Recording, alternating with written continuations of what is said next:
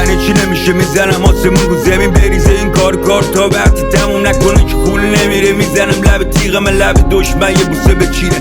تو هم بدو شاید رو ببینی همه شدم قریبه، هرچی که دست میزنی به تنهایی شبیه شک توی کمینه. به خودت برسه یا خود واقعی که جای دیگه توی قرینه. اولم یه دیوانگی بود که عاقلانه بود، باز قاطار ایستاد قاطارمون زندان جنگ نابرابر القای زنجیر حال های نور. ناامیدی روانت نشونه میره بدون میوه بدون ریشه کندی که منتظره بسوز سینه قبطه‌ای که تو گلو نمیره. ولی تحمل کن فقط یه روز دیگه.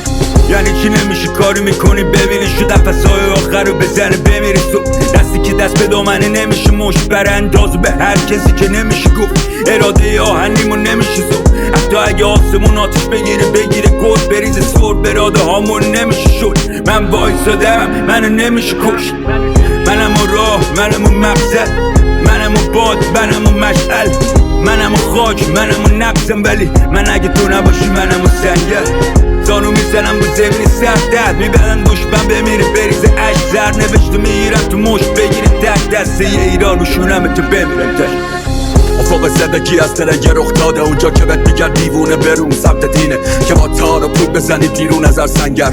جنگ و یاد بگیر تا گم نشی تو چنگل. ادامه بده حتی به زورم که میشه گن بزن خوبه بدون بعدش میشه. مثل من که کرکز رو دیدم یه پروانه همین مسیر منو کشون سمت پیله. گن پشت گن دست را پر از صدام لایه مش موش موزیوم به لحظه ها مرد. چقدر باید پرد میبودم که از لاشه گذشتم اعتراف کنم به لاش خود به دندون کشیدن لاشه ها و شاد خوکای ترسوی بی عرضه و توان. اما مهم نیست همین یه راه تازه ساخت چون هنر من نرم میشه لایزای آت بود.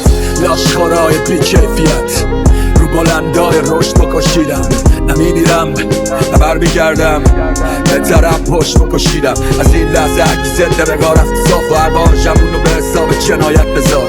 میگامتون دونه مثل ثابت خود بهتره که بیاید با این اصالت کنار.